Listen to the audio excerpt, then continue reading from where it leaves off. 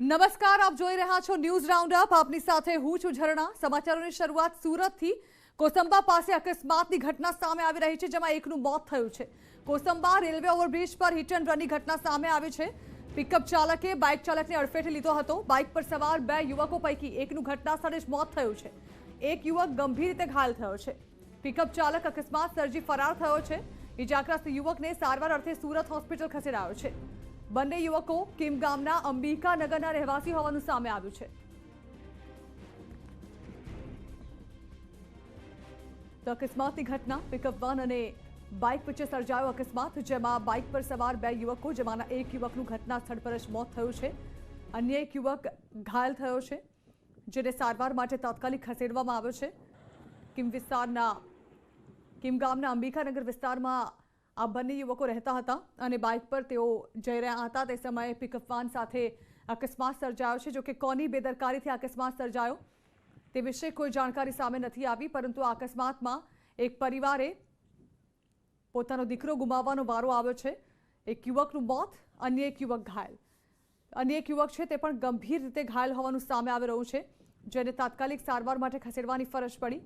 સુરતના કોસંબા પાસે અકસ્માતની ઘટના સામે આવી છે, જેમાં પિકઅપ વાન અને બાઇક વચ્ચે સર્જાયો હતો આ અકસ્માત. આપ જોઈ રહ્યા છો તસવીરો પણ સામે આવી રહી છે, જેમાં જે બાઇક છે તે દુર્ઘટનાગ્રસ્ત થયેલી જોવા મળી રહી છે. જેની પર સવાર હતા બે યુવકો, જેમાંથી એકનું મોત થયું.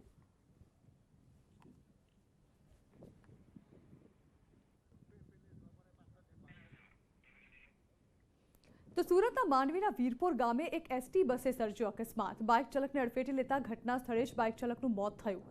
બાજીપુરાથી માંડવી જઈ રહી હતી બસ ડ્રાઈવર નશામાં હોવાનો સ્થાનિકોએ આરોપ લગાવ્યો છે. સ્થાનિકોએ બસ ચાલકોને પોલીસ હવાલે કર્યો.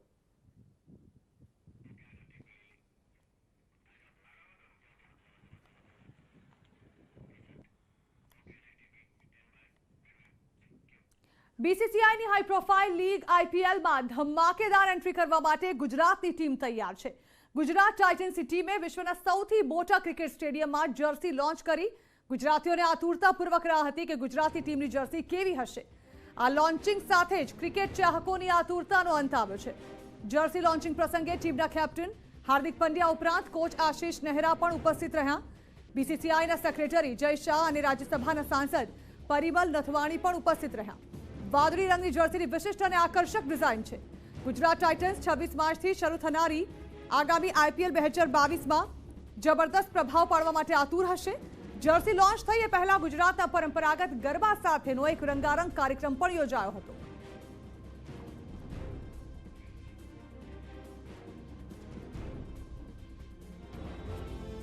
बहुत प्राउड की बात है क्योंकि मेरा बॉर्न गुजरात में हुआ है और पहली बार गुजरात की टीम आ रही है जो हमेशा रहेगी और उसको कैप्टन करने का मौका मिल रहा है. सो काफ़ी प्राउड है और घर वाले बहुत खुश है, मैं खुश हूँ. और दूसरी बात जर्सी लॉन्च की. जर्सी लॉन्च ऑब्वियसली बहुत कंफर्टेबल है, बहुत सुंदर है.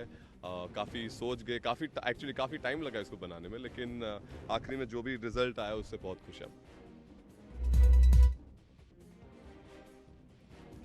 મિશન 2022ને લઈને સંઘે ગુજરાતમાં 3 દિવસ મંથન કર્યું.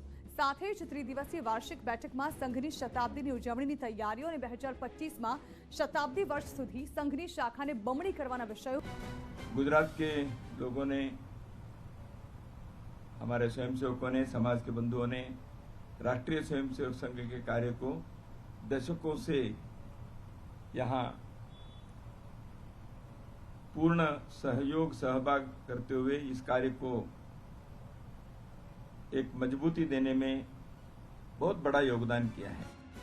ચૂંટણીના આ વર્ષમાં સંઘની આ બેઠક મહત્વની મનાય છે. 3 દિવસની આ બેઠકમાં મિશન 2022ની સાથે અનેક સામાજિક મુદ્દાઓ પર ચિંતન કરવામાં આવ્યું. સાથે 2025માં આરએસએસની સ્થાપના 100 વર્ષ થઈ રહ્યા છે, ત્યારે તેની ઉજવણીને લઈને પણ આ બેઠકમાં રણનીતિ ઘડવામાં આવી. વિભુ પટેલ, ન્યૂઝ 18 ગુજરાતી, અમદાવાદ. ગુજરાતમાં જય શ્રી રામ બોલવું ગુનો હોય તેવું વર્તન વાપીની સેન્ટ મેરી સ્કૂલે વિદ્યાર્થી સાથે કર્યું. જય શ્રી રામ બોલનારા બે વિદ્યાર્થીઓને સ્કૂલમાંથી કાઢી મૂકવાની સંચાલકોએ ધમકી આપીને માફીનામું લખાવતા વિવાદ થયો.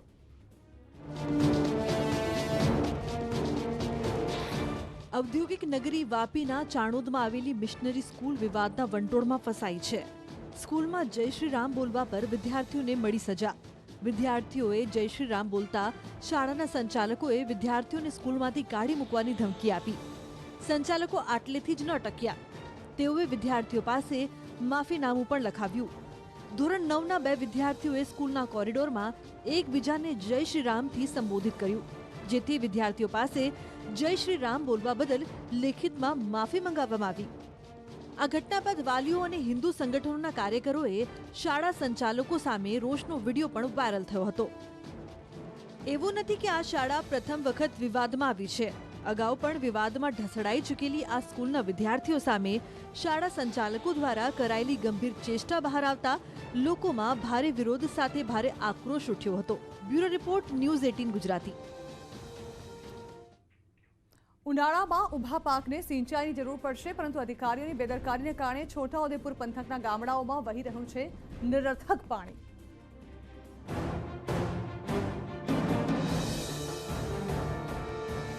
ઉનાળો માથે છે.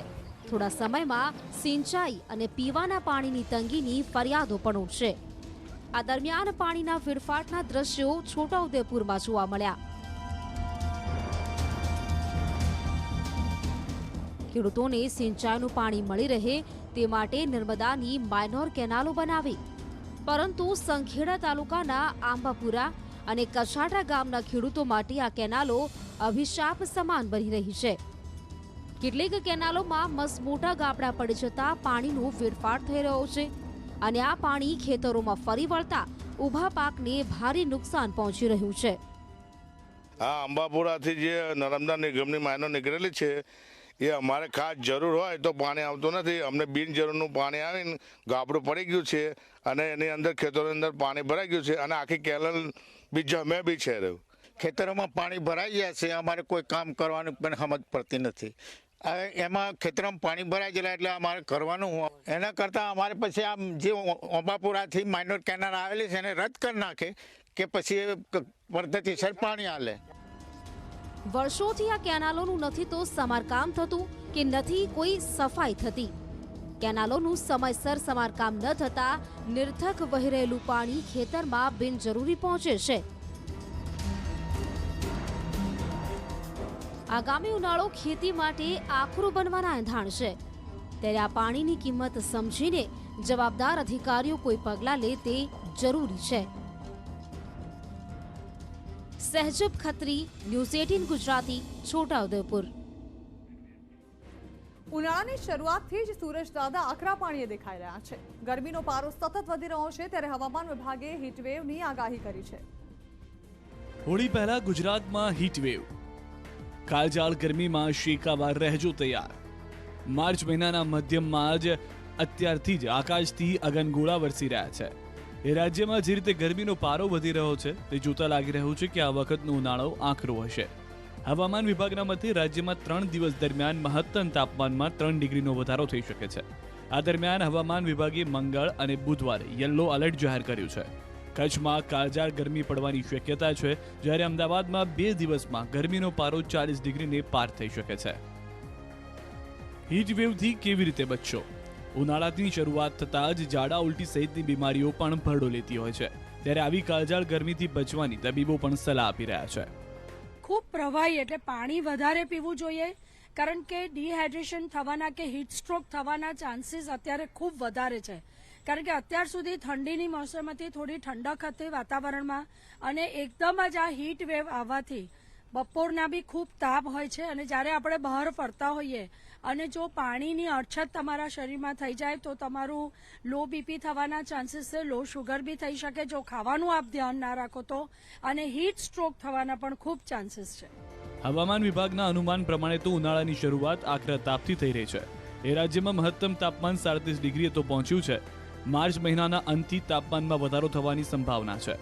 ખાસ કરીને સૌરાષ્ટ્રના દરિયા કિનારાના વિસ્તારોમાં હીટવેવ સાથે ગરમ પવન ફૂંકાઈ શકે છે. Bureau report, news 18 Gujarati. તો આગળ જોઈશું અને સમાચારોથી પહેલા હાલ રોકાઈએ બ્રેક માટે.